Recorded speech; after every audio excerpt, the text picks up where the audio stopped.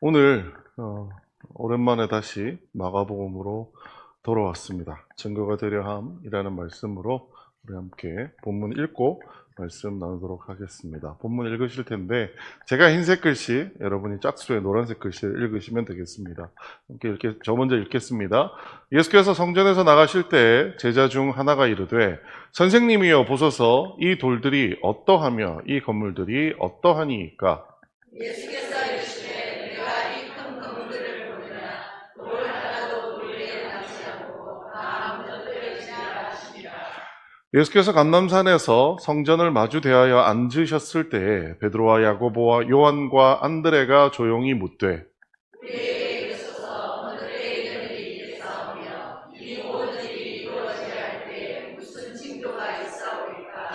예수께서 이르시되 너희가 사람의 미혹을 받지 않도록 주의하라. 많은 사람이 내 이름으로 와서 이르되 내가 그리하여 많은 사람을 미혹하리라. 난리와 난리의 소문을 들을 때 두려워하지 말라. 어떤 일이 있어야 하되 아직 끝은 아니니라. 민족이 민족을 나라를 흩갈리게 하겠고 곳곳에 지진이 있으며 기근이 있으리니 이는 재난의 시작이니라. 너희는 스스로 조심하라. 사람들이 너희를 공회에 넘겨주겠고 너희를 회당에서 매질하겠으며 나로 말미암아 너희가 권력자들과 임금들 앞에 서리니 이는 그들에게 증거가 되려 함이라. 또 복음이 먼저 만국에 전파되어야 할 것이니라. 사람들이 너희를 끌어다가 넘겨줄 때 무슨 말을 할까 미리 염려하지 말고 무엇이든지 그때 너희에게 주시는 그 말을 하라. 말하는 일은 너희가 아니요 성령이시니라. 그러한 그를 아버지가 자식을 죽는 데에 주며 자식들이 부모를 대적하여 죽게 하리라. 또 너희가 내 이름으로 말미암아 모든 사람에게 미움을 받을 것이나 끝까지 견디는 자는 구원을 받으리라. 아멘. 여러분 몇 주 만인지 모르겠어요. 다시 마가복음으로 돌아왔습니다. 한참 마가복음을 달리다가 마가복음을 딱 중단하고 이런저런 설교들을 했었던 것이 아마 여름에는 제가 아마 여름 들어가면서 마가복음을 중단했던 것 같습니다. 그리고 중단한 이유가 13장을 딱 만나서입니다. 왜냐하면 여러분 마가복음 13장 어떤 내용일 것 같으세요? 마가복음 13장. 마가복음 13장이 대표적으로 복음서에 들어있는 묵시록, 계시록이라고 얘기를 할 정도로 마지막 때에 대한 이야기입니다. 참 이 내용들이 제가 해석하거나 말씀들을 전하기가 쉽지 않은 부분들이 있었습니다. 그래서 오늘은 조금은 한 2달 가까이를 무르익은 것 같아요. 매주마다 마가복음 13장을 다시 읽었습니다. 그리고 하나님이 저에게 주시는 말씀이 무엇이며 여러분들에게 어떻게 이 말씀을 새롭게 전달드려야 될지 고민하다 결국은 결론이 나서 그 결론을 오늘 여러분께 가져오게 됐습니다만 얼마나 제가 이걸 잘 전달드릴 수 있을지 잘 모르겠습니다. 여러분 함께 말씀 나누고 이 말씀 통하여 함께 은혜 받는 시간이 되었으면 좋겠습니다. 여러분 종교라고 하는 것에 조건이 있다면 무엇일까요? 종교. 그 공자왈, 맹자왈이라고 하는 여러 번 말씀드렸습니다만 유교는 종교일까요? 아닐까요? 유교는 보통 종교가 아니라 철학이라고들 많이 얘기합니다. 유교는 왜 종교가 아닐까요? 네? 여러 가지 이유가 있겠지만 학자들이 얘기하는 유교가 종교가 아닌 가장 근본적인 이유는 뭐냐면 내세 사상이 없기 때문입니다. 유교는 죽고 난 이후에 대하여 다루는 바가 없기 때문에 그게 종교가 아니다라고 얘기합니다. 반대로 그럼 종교들은 반드시 가지고 있는 게 뭐예요? 내세 사상입니다. 우리가 소위 말하는 천국과 지옥이라고 하는 그러한 우리가 죽고 나서 가는 곳에 대한 내세 사상을 가지고 있는 것이 종교들입니다. 그런데 특히 기독교에서는 이 내세 사상에 있어서 다른 종교들보다 훨씬 더 정교하게 잘 다듬어져 있는 종말론을 가지고 있다고들 이야기합니다. 여러분 종말론에 대해서 많이 들어보셨죠? 종말론 많이 안 들어보셨어요? 80년대부터 신앙생활을 하셨던 분들이라면 온갖 종말론에 대한 이야기들을 많이 들어보셨을 겁니다. 특히나 외국에는 없는데 대한민국에만 그냥 난리가 났던 종말론이 하나 있죠. 여러분 기억나세요? 이분들? 다미성교회 92년도 10월 28일이군요. 네, 10월 28일 24시 자정이 되면 휴거가 될 겁니다. 이래서 막 난리가 났던 거. 여러분 교회를 이 당시에 신앙생활 하셨던 분들이라면 다 기억나실 겁니다. 공교롭게 93학번인 저는 92년도에 그러면 수능 학력고사 준비 안 해도 돼? 라고 하는 생각으로 매우 즐겁고 기뻤던 90년대 초반을 보냈던 기억이 납니다. 오셨나요, 예수님? 92년도 10월 28일 날 24시에 예수님 오셨나요? 혹시 갈 분 다 가시고요. 남은 분들만 여기서 예배 드리고 있을까요? 우리 다 알고 있지만 안 오셨습니다. 그렇죠? 그리고 우리는 굉장히 그때 대한민국 전체가 큰 홍역을 치렀습니다. 그래서 그것이 알고 싶다부터 시작해가지고 온갖 때에 오히려 어떻게 보자면 대한민국 기독교가 쇠퇴하는 가장 큰 계기가 됐던 것도 이 다미성교회가 하나의 계기가 되지 않았나라고 생각이 될 정도입니다. 저는 이렇게 한번 종말론으로 대한민국을 뒤집어 놨으니 더 이상 대한민국에서는 종말론이라고 하는 걸로 뭔가 얘기하는 거 쉽지 않겠다라고 생각을 했어요. 한 번 속지 두 번 속아요. 그런데요. 와, 그 사람들 정말 대단합니다. 그때 그렇게 속았는데요. 딱 20년 지나서 한 번 더 속습니다. 여러분 혹시 이분 기억나세요? 홍해선 선교사인가? 그쵸? 홍해선 전도사라는 양반이 2014년도 대한민국에 전쟁 납니다. 그래가지고 막 난리가 났었어요. 광화문 광장에 이 전도사님이 여자 전도사님 나와가지고 막 설교를 하면 사람들이 막 이야 진짜 그렇구나. 응? 대한민국에 전쟁 나가지고 핵전쟁 터져가지고 다 죽는다. 그래서 어떻게 해야 된다고요? 해외로 도망가야 된다고요. 여러분 초대교회에 계셔서 열심히 신앙생활 하시다 보니 여러분은 안 들으셨군요. 난리 아니었습니다. 서울에서. 여러분 그때 뭐가 유명했었느냐? 노아의 방주 1호, 2호, 3호 들어보셨어요? 이분이 설교하셨던 게 이거예요. 전쟁을 피해서 대한민국에 있으면 안 된다는 거예요. 대한민국에 있으면 남북 전쟁이 나가지고 다 죽으니까 특히나 예수 믿는 사람은 이때 정말 이 마가복음 13장에서 얘기하는 이 핍박이 다 내려오니까 제발 예수 믿는 사람은 빨리 해외로 도망가세요. 그게 2014년도에 난리 났었습니다. 그래서 뭐가 떴느냐? 여러분 글자 안 보이시죠? 여기 뭐라고 나오면요. 미국 노아의 방주 1차 출발 셋째 주 11월 20일, 2차 출발 넷째 주 11월 27일, 마지막 출발 12월 3일. 이거 뭐예요? 비행기를 전세를 내가지고요. 기독교인들 이분을 따르는 사람들이 비행기 표를 사면요. 이게 노아의 방주라는 거예요. 저 비행기 타고 빨리 미국을 도망가야 된다는 거예요. 미국으로 이때 도망가신 분들은 돈 있는 분들이고요. 돈 없는 분들은 목사님들이 자기 성도들을 몽땅 데리고 어디로 가는 줄 아세요? 필리핀으로 가시고요. 태국으로 가시고요. 동남아로 다 도망갔어요. 여러분 이게 난리도 아니었습니다. 정말 초대교회는 기도만 하시는군요. 기억이 안 나세요? 엄청난 사건이었습니다. 제가 신대원에 있을 때 저한테 사람들이 와서 많이 물어봤어요. 이거 진짜예요? 전쟁 나는 거예요? 우리 여기 신대원 다닐 때가 아니고 지금 빨리 해외로 도망가는 거 아니에요? 난리였었습니다. 왜 제가 기억하냐면요. 저렇게 끝난 다음에 TV에서 다큐멘터리를 찍었습니다. 뭐냐면 정말 도망갔나? 하고 찍어본 거예요. 그 도망간 사람 뭐하고 살지? 찍은 거예요. 실제 무엇이, 뭐죠? 그 KBS에? 네? 그것이 알고 싶다? 거기 2부작인가 해가지고 특별편으로 나왔었어요.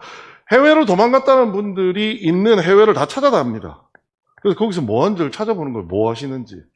그랬더니 막 농장을 만들어가지고 거기에서 교인들끼리 같이 생활을 하면서 여기가 천국이다. 한국에 전쟁 안 나는데 어떻게 생각하세요? 상관없다. 우린 여기가 천국이다. 막 난리가 났다가 1년 뒤에 다큐멘터리가 또 나왔습니다. 나갔던 분들 다시 다 돌아오신 거예요.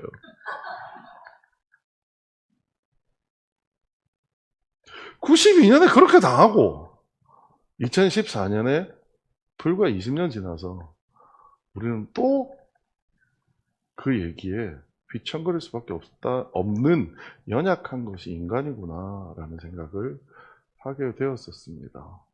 어떤 목사님이 이거 왜 이러지? 다음 페이지 한번 넘겨주실래요?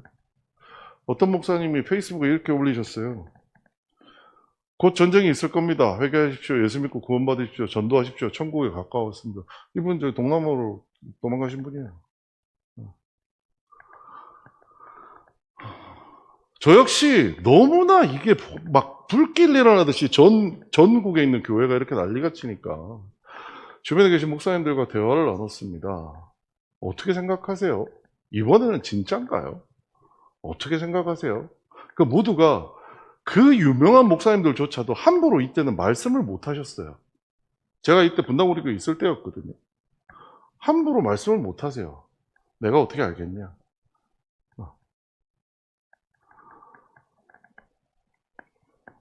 그때 한 선교사님이 저한테 답을 주셨습니다. 오늘은 그 답을 가지고 오늘 본문을 한번 살펴보려고 합니다. 여러분, 매일매일 종말은 다가옵니다. 그쵸?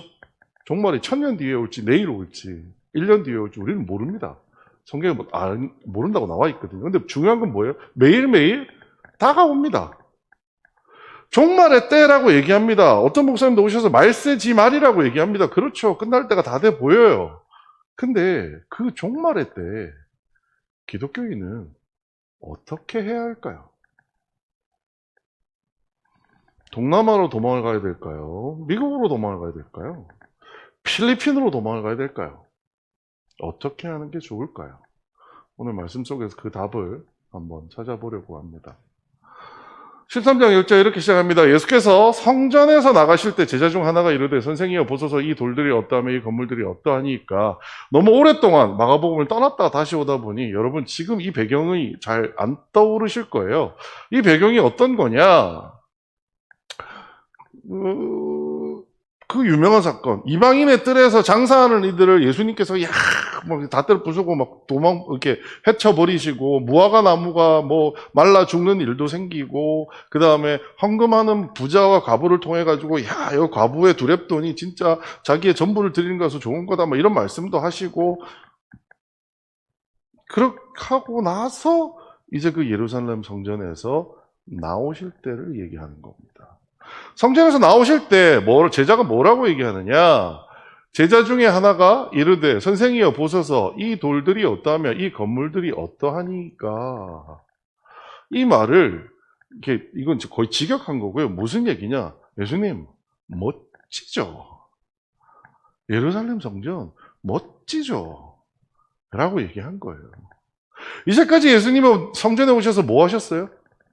성전 정화하시고 성전의 잘못된 부분들을 정리하시는 일들을 지냈는데 막상 성전에 떠나가려고 했더니 제자라는 사람이 예수님한테 그래도 이 성전에 있는 사람들은 이상하고 뭔 다 이상하지만 이 성전 자체, 건물 자체는 멋지지 않나요? 예수님? 이라고 얘기하는 거예요. 성전은 멋지죠? 여러분 예루살렘 가보셨어요? 예루살렘 성전 보셨나요? 지금 성전은 그때 모습이 아니라고 이야기는 합니다만 이게 예루살렘 야간 풍경이랍니다. 여기 앞에 이 부분이 이제 지금의 성전인데 그 당시 예루살렘 성의 6분의 1이 성전이었대요. 그 다음에 저는 이 성전이 뭘 그렇게 대단한 게 있었을까라고 생각했는데 여러분 피라미드 건물 아시죠? 피라미드가 세계 7대 불가사의라고 합니다. 왜냐하면 피라미드 그 돌 하나가 엄청난 무게인데 저걸 어떻게 사람들이 만들어서 이렇게 했을까라고 생각한다는 거죠. 그런데 왜 좀 전에 예수의 제자 중에 한 명이 이 돌이 어떠하냐라고 얘기를 하는 건지 제가 좀 찾아봤더니 이런 얘기가 나오더라고요. 지금도 남아있는 통곡의 벽이라고 하는 것이 예루살렘에 있습니다. 원래 예루살렘 통곡의 벽은 지금과 같이 작은 돌로 만들어진 게 아니고요. 통곡의 벽에 쌓여있던 돌의 크기가 이거였답니다. 여러분 한번 생각해 보세요. 높이가 돌 바위 하나입니다. 바위 하나가 높이가 3m고요. 가로가 13.6m입니다. 여기서 이만큼 정도 됩니다. 그리고 뒤로 한 3m 되고요. 여러분 얼마나 큰 돌인지 이해가 되세요? 그 당시에 지금이야 뭐 기중기도 있고 뭐도 있으니까 그렇다고 하겠지만 그 당시에 사람들이 보기에도 이걸 사람이 들을 수가 있어 517톤이랍니다. 지금 웬만한 트럭으로도 못 듭니다.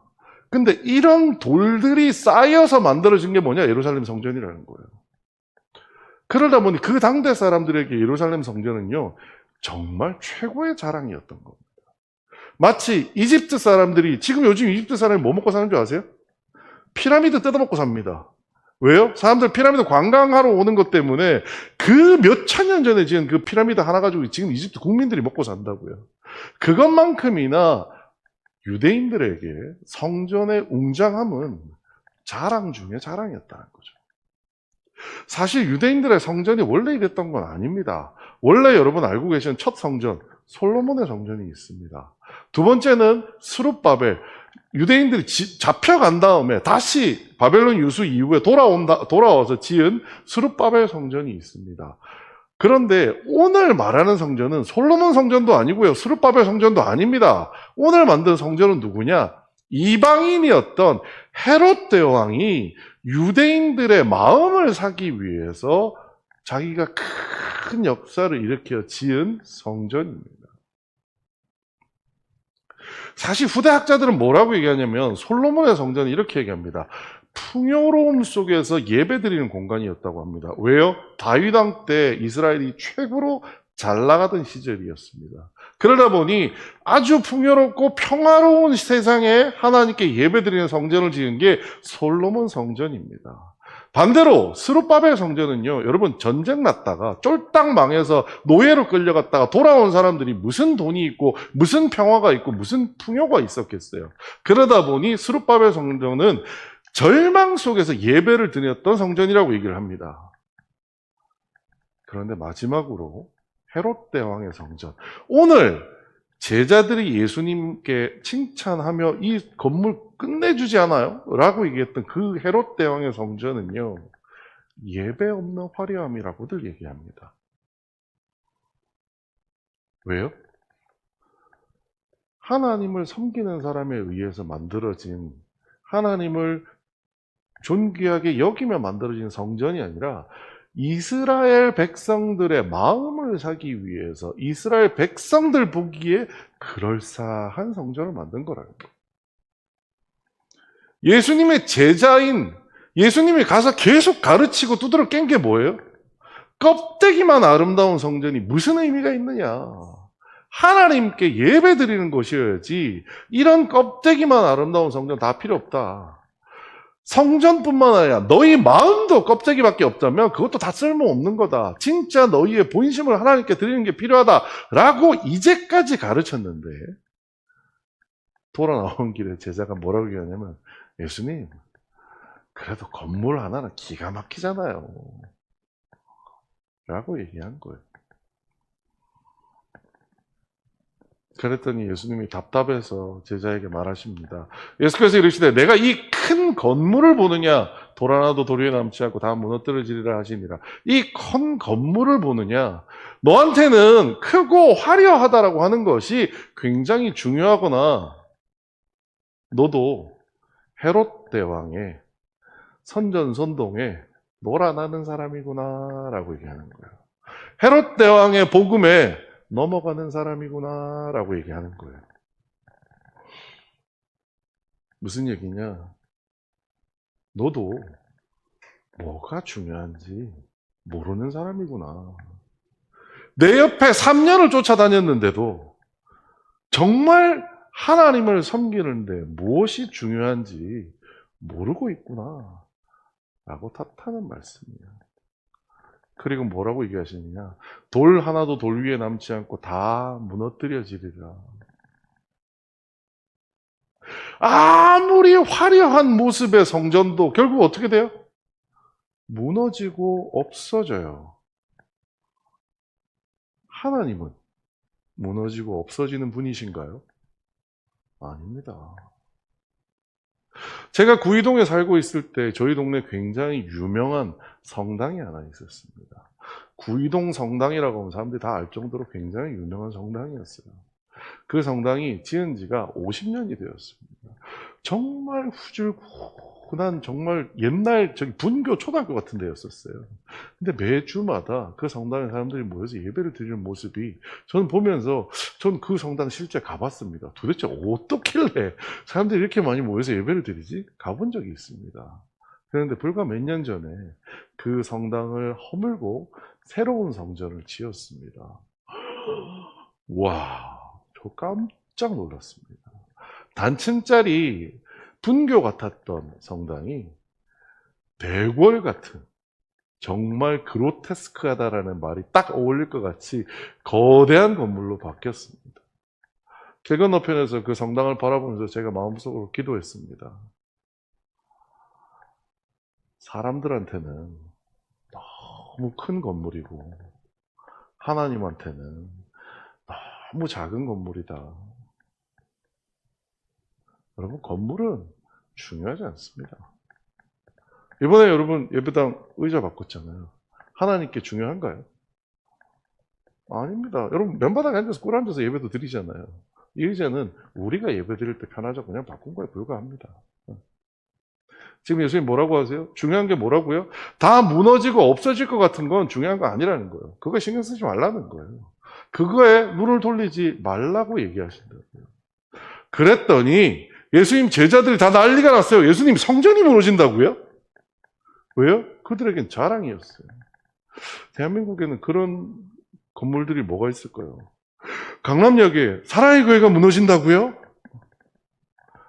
강동구에 가면 저희 또 뭐 있죠? 강동구에도 큰 교회 하나 있어요. 거기가 무너진다고요? 여의도 순복음 교회가 무너진다고요?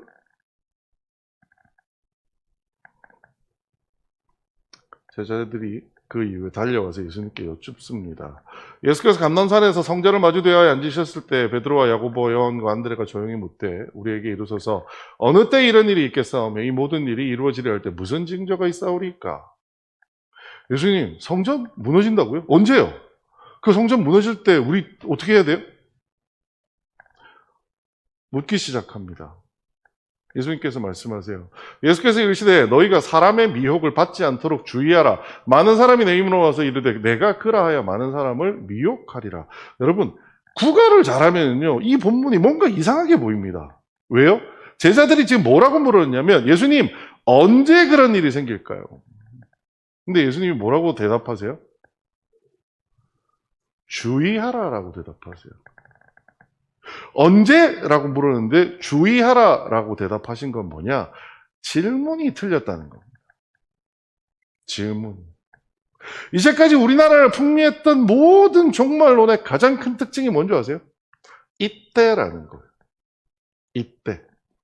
92년도 10월 28일 날 예수님 오신다고요. 그 다음에요. 2014년도 하반기에는 전쟁이 난다고요. 예수님이 알고 계셨던 것 같아요. 사람들이 니네가 궁금한 게 내가 뭔지 알아. 언제 그런 일이 생길지 알고 싶지. 근데 예수님 뭐라고 하세요? 주의하라고요. 어느 누구도 성경대로라면 그 때와 시는 알 수 없다라는 겁니다. 누군가 그 때와 시를 말한다면 그 자체가 뭐예요? 주의해야 되는 일이라는 겁니다. 많은 사람이 예수의 이름으로 너희들을 미혹할 거다라고 얘기한다는 거예요. 여러분 이제 그러한 얘기가 들리면은요 2014년도의 초대교회처럼 안 들리면 좋겠습니다만 행여나 여러분 귀에 들리는 일이 벌어지더라도 어떻게 해야 돼요? 예수님이 마가복음 13장에 얘기하셨어요. 어떻게 하라고요? 주의하라고요. 그 얘기에 주의하라는 거예요. 언제 그런 일이 생기는가에 궁금하지 말라라는 거예요. 여러분 결론에 내면 이게 왜 이렇게 말씀하셨는지 너무나 자명해집니다. 예수님이 이렇게 말씀하십니다. 난리와 난리의 소문을 들을 때 너희들 두려워하지 말라. 이런 일이 있어야 돼. 아직 끝은 아니니라. 민족이 민족을, 나라가 나라를 대적하여 일어나겠고 곳곳에 지진이 있으며 기근이 있으리니 이는 재난의 시작이니라. 자, 난리와 난리의 소문을 들을 때 두려워하지 말라. 먼 곳의 소문은 뭐냐? 나에게 직접 영향이 없는 소문들을 얘기합니다. 나에게 직접 영향이 없는 이야기들인데 나를 불안하고 두렵게 만드는 것을 얘기합니다. 정말 공교롭게도 요즘 이런 뉴스가 넘쳐나고 있습니다. 이스라엘이 헤즈볼라와 전쟁을 치른답니다. 우와, 중동의 화약고라고 하는 곳에서 전쟁이 날 것 같아요. 그래서 이미 어떤 목사님은 유튜브에 올리는 그 설교에 그런 얘기를 하기 시작합니다. 이제 드디어 아마겟돈 전쟁이 펼쳐지려나 봅니다. 여러분, 이게 진짜 말세지 말입니다. 근데 성경에 나오잖아요. 뭐라고요? 난리와 난리의 소문을 들을 때 뭐 하지 말라고요? 두려워하지 말라고요. 신경 쓰지 마세요. 이스라엘에서 전쟁이 나든 미국에 전쟁이 나든 누가 무슨 얘기를 하든 신경 쓰지 말라고요. 성경에 그냥 나옵니다. 신경 쓰지 마. 두려워하지 마. 무슨 소리가 들리더라도 너희한테 직접적으로 영향이 있지 않는 어떤 소문 많이 들릴 거야. 예수님이 알고 계신 거예요. 많이 들릴 거야. 하지만 그거에 신경 쓰지 마. 그리고 예수님께서 뭐라고 말씀하시냐. 요거는 같이 한번 읽어보겠습니다. 시작. 너희는 스스로 조심하라. 사람들이 너희를 공회에 넘겨주겠고 너희를 회당에서 매질하겠으며 나로 말미암아 너희가 권력자들과 임금들 앞에 서리니 이는 그에게 증거가 되려 함이니라.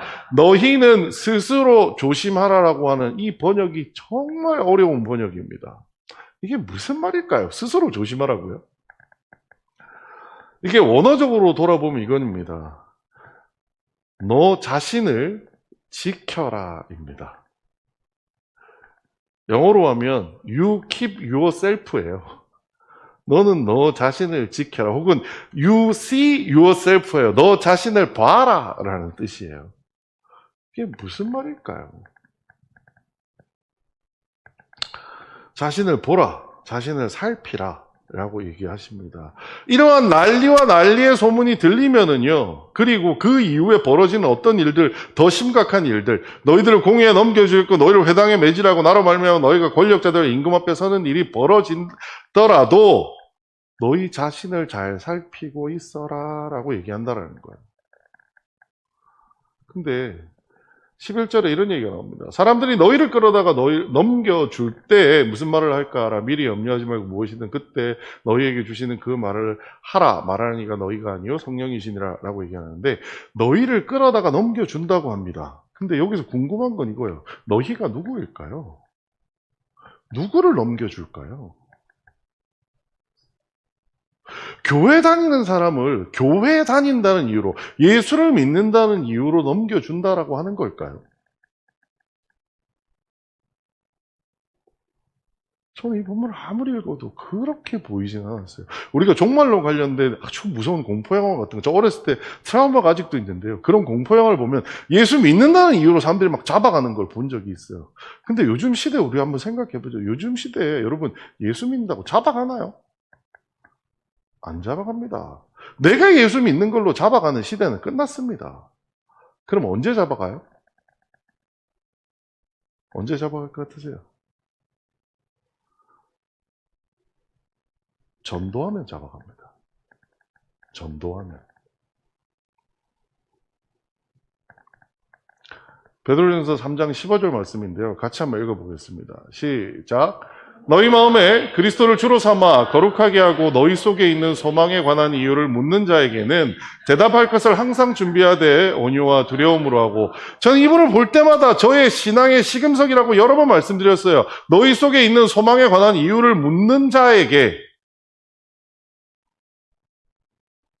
나한테 소망이 있다는 것을 다른 사람이 어떻게 알 수 있을까요? 전도할 때 알 수 있습니다. 여러분, 제가 와서 예전에 그런 거 보여드린 적 있죠? 전도 금지 카드? 뭐 기억나세요? 전도 금지 카드. 전도 거절 카드. 대학 캠퍼스에서 전도하려고 가면 대학생이 명함같이 생긴 카드를 저한테 이렇게 주는 거예요. 여기 읽어보면, 저는 타인의 종교에 관심이 없습니다. 저에게는 전도하지 마세요 라고 적혀 있어요. 과도한 전도를 길거리에서 하잖아요. 여러분, 신고하면 실정법에 걸립니다. 실제 그래요. 중동에 가서 혹은 중국에서 선교하시는 분들이 자기가 예수 믿는 거, 옛날에는 왜 성경책 가져가면 걸린다 그랬어요? 근데 요즘은 성경책 가져가도 안 걸려요. 그럼 언제 걸려요? 전도하면 걸립니다.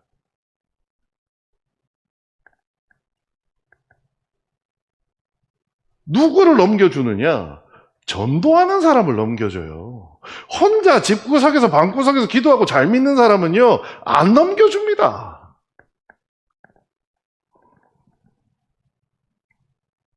그런데 예수님은 뭐라고 말씀하시느냐? 그거를 전제하고 얘기하십니다. 너희들을 넘겨줄 거다. 그럼 너희는, 그 너희가 누구여야 돼요? 우리여야 돼요. 우리는 뭐 하는 사람이어야 돼요? 전도하는 사람이어야 돼요. 남들과 다르게 전도하는 사람, 방구석에 앉아서 성경 읽으면서 기도하기만 하는 그런 사람으로 살아서는 안 넘겨준다니까요. 전도를 해야 넘겨줘요. 그런데 예수님은 뭘 전제하세요? 너희는 뭐 하는 사람이라고요? 전도하는 사람이 되어야 된다라는 거예요. 그리고 이렇게 얘기하십니다. 너희를 공회에 넘겨주겠고 너희를 회당에서 매질하겠으며 나로 말미암아 너희가 권력자들과 임금 앞에 서리니. 물리적인 박해가 있을 거라는 거예요. 물리적인 박해가. 다행히 아직 종말이 아니라서 그런지 우리에게 이 정도의 물리적인 박해는 없습니다만, 근데 이 말씀에서 저에게 은혜가 되었던 건 뭐냐 하면, 그런 물리적인 박해가 왜 일어나냐라는 거예요. 사탄이 우리를 괴롭히기 위해서. 이 말씀을 잘 읽어보면요, 왜 우리를 그런 권력자나 임금들 앞에 박해를 통하여 세우느냐? 이 대표적인 실제 인물이 있습니다. 여러분, 바울이 마지막에 어떻게 죽었는지 아세요? 로마의 황제 앞에 가서 죽습니다. 왜요? 로마의 황제에게 뭐 하려고요? 복음을 전하기 위해 간 거예요. 그래서 지금 이 말씀이 권력자들과 임금 앞에 서리니 이는 그들에게 증거가 되려 함이라. 증거가 되려고 하는 것이 이 모든 일의 목적이라는 거예요. 우리가 물리적 박해를 당하는 그 목적 이유가 뭐냐? 권력자와 임금들을 전도하기 위해서라는 거예요.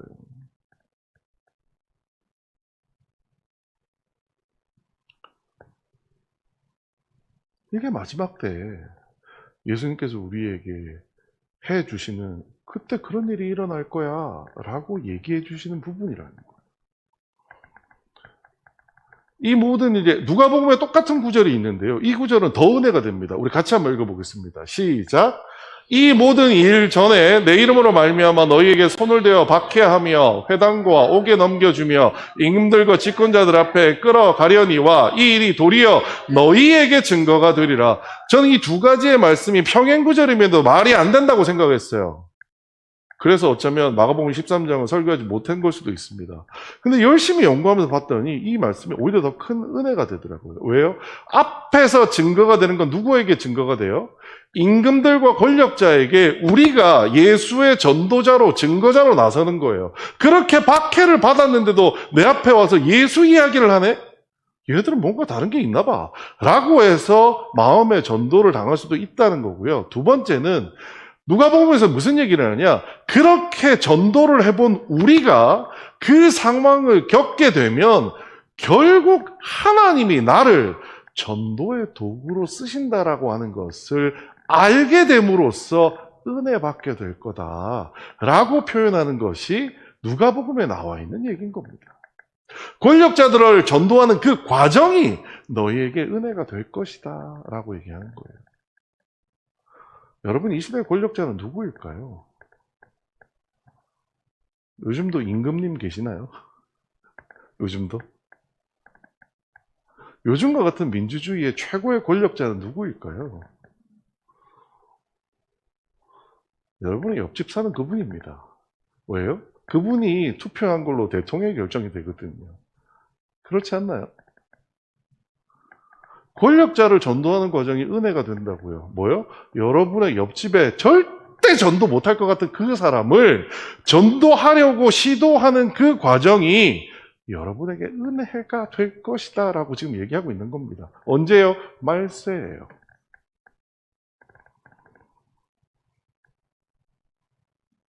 그래서 마가는 선언하듯 이야기합니다. 또 복음이 먼저 만국에 전파되어야 할 것이니라. 이렇게 우리가 전도하는 일들이 많아지면 모든 열방들에게 복음이 전해지게 되는 일들이 먼저 벌어지게 될 것입니다. 라고 얘기하는 거예요.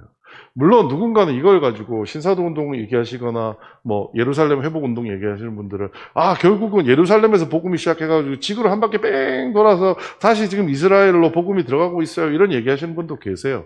모르겠습니다. 저는 그렇게 종말론을 그렇게 심취해서 제가 뭔가를 하는 사람이 아니다 보니 잘 모르긴 합니다만 결국 지금 다 무슨 얘기예요? 종말의 때가 되면 걱정하고 두려워하고 고민하지 말고 뭐 하라고요?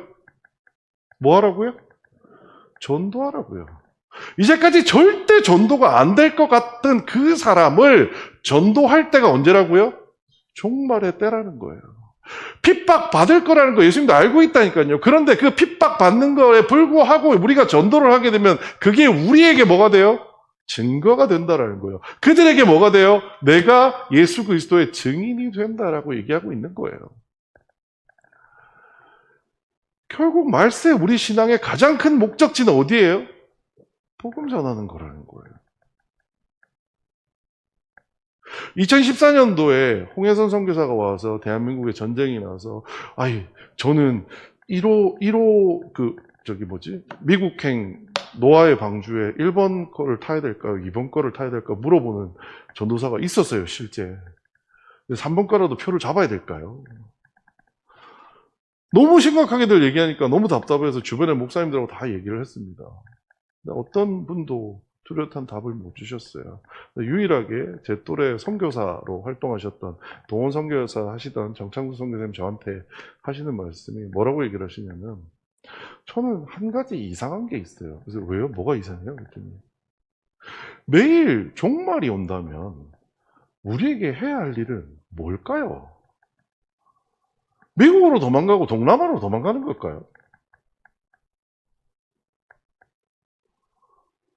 철학자 스피노자도 내일 지구가 멸망해도 한 그루에 뭘 심는다고요?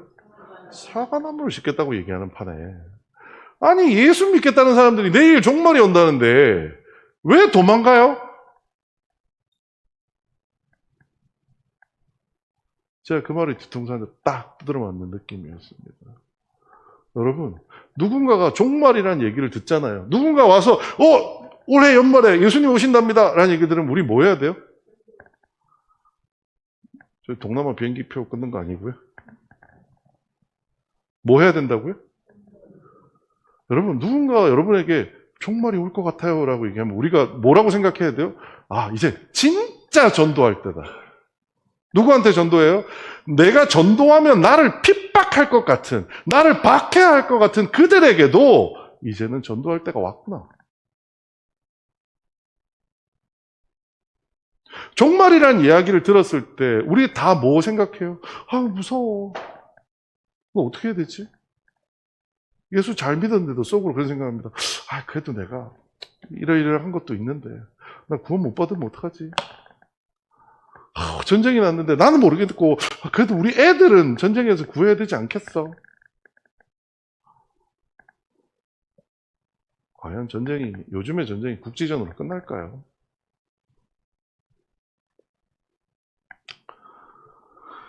예수님 하나 더 얘기해 주십니다. 사람들이 널 끌어다 넘겨줄 때 무슨 말을 할까 미리 염려하지 말고 무엇이든지 그때 너희에게 주시는 그 말을 하라. 말하는 이는 너희가 아니요 성령이시니라.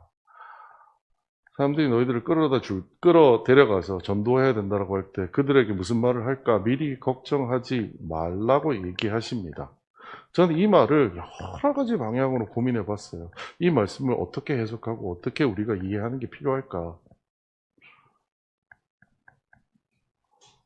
근데 성경이 항상 저에게 하고 있던 그 말을 또 하는 거라더라고요.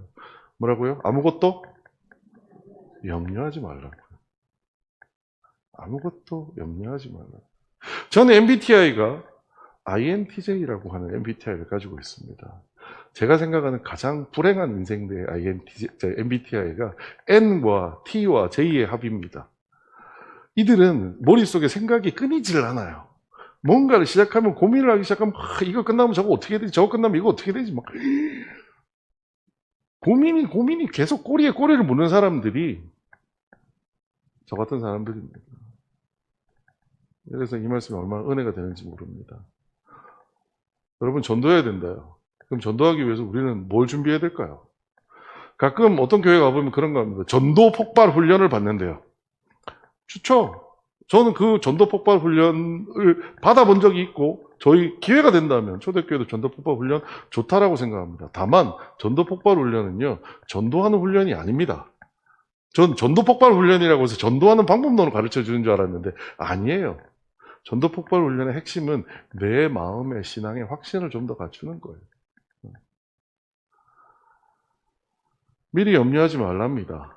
복음 전하는 것 이외에 다른 고민하지 말라는 거예요. 뭐요? 종말을 미리 준비하지 말라고요. 여러분, 종말의 소리가 들립니다.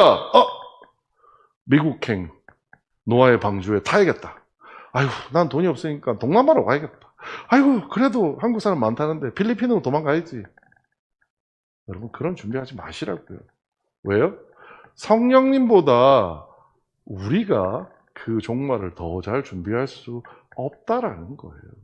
이 이야기는 마치 어디 앞에 나가서 누구에게 무슨 얘기하는 거에 한정적으로 얘기하는 것 같지만, 사실 이 얘기의 핵심 내용은 뭐냐? 성령님이 다 준비하고 계신다라는 거예요. 니들이 왜 먼저 앞에서 난리냐라는 거예요. 학교에서 수학여행을 갑니다. 선생님이 다 준비하실까요? 아니면 학생들이 알아서 해야 될까요? 선생님이 다 준비하십니다. 학생들이 알아서 하면 무슨 일만 벌어져요? 방해가 되고 사고치기 마련입니다. 그냥 가만히 있으라는 거예요. 뭐만 하면 돼요? 전도만 하면 돼요. 이 단어가, 이 부분이 끔찍하죠. 형제가 형제를, 아버지가 자식을 죽이는데 내주면 자식들이 부모를 대적하여 죽게 되리라. 또 너희가 내 이름으로 말미암아 모든 사람에게 미움을 받을 것이나 끝까지 견디는 자는 구원을 받으리라. 이 다음 시간에 있는 말씀과 또 연결을 해서 이 부분에 대해서는 좀 더 그걸 말씀드리겠지만, 사실 이 얘기는 핵심은 이겁니다. 여러분, 어떠한 상황이 생길지 모릅니다. 정말 말세의 상황에 극단적인 상황이 벌어지면은요, 요즘에 어떤 친구의 얘기가 법정으로 갔다라고 해서 유명해진 얘기를 제가 유튜브에서 한번 본 적이 있습니다. 뭐냐면, 자녀 아이인데 대학생인가 고등학교를 갓 졸업한 친구일 겁니다. 아빠 엄마를 소송을 걸었습니다. 이유가 뭘까요? 아빠 엄마가 나에게 종교를 강요했다는 이유입니다. 나는 기독교 교회 다니기 싫은데 엄마 아빠가 나한테 강요하는 바람에 나는 엄마 아빠를 법적으로 고소합니다. 라고 해서 소송을 걸었다라는 거예요. 저는 그걸 보면서 마음이 안타까웠습니다. 왜요? 물론 그 개별 이야기들을 우리가 어떻게 알겠습니까? 그냥 상식적인 선에서 생각해 봤을 때 한편으로는 그 애 마음도 이해가 됐어요. 오죽했으면 저랬을까? 여러분, 그리스도인으로 살면서 종말을 맞이한다는 것은 슬퍼할 일은 아닙니다. 다만 종말을 맞이했을 때 우리는 분명히 알아야 합니다. 종말의 때 우리 할 일은 뭐라고요? 도망갈 거를 궁리해서, 그러니까 미리 종말의 때를 아는 자들이 그리스도인일까요? 제자들은 그걸 원했습니다. 예수님, 언제 종말이 일어나나요? 저희에게 좀 알려주세요. 미리 좀 준비하게요. 예수님 뭐라고 얘기하세요? 준비하지 마.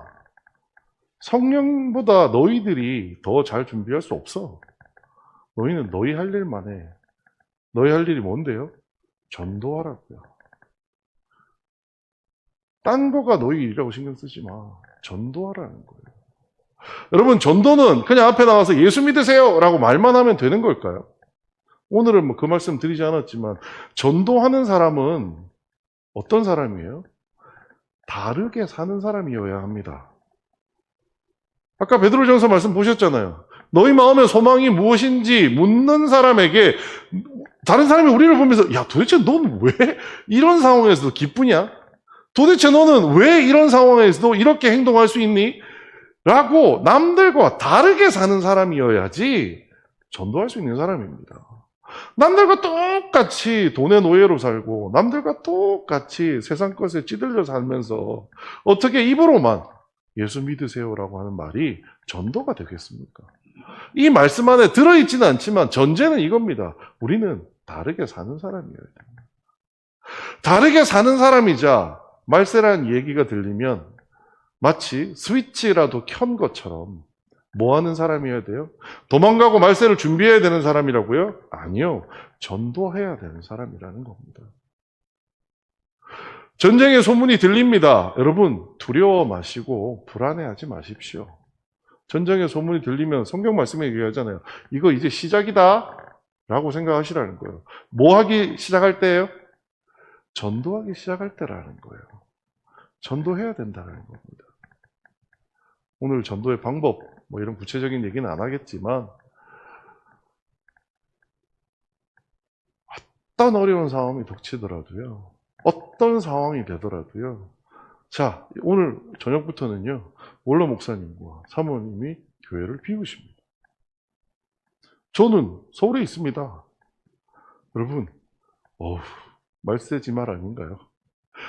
초대교회 위기 아닌가요? 이런 위기의 때 우리는 뭐 해야 돼요? 기도. 좋습니다. 기도해야죠. 하지만 우리의 진짜 사명은요, 복음 전파하는 겁니다. 이번 주는 저기 원로 목사님도 안 계시고 담임 목사도 없는데 뭐 굳이 새로운 사람 뭐 다음 주에 올 필요 있겠어? 남의 교회 목사가 온다는데 여러분 이때 데려오셔야 됩니다.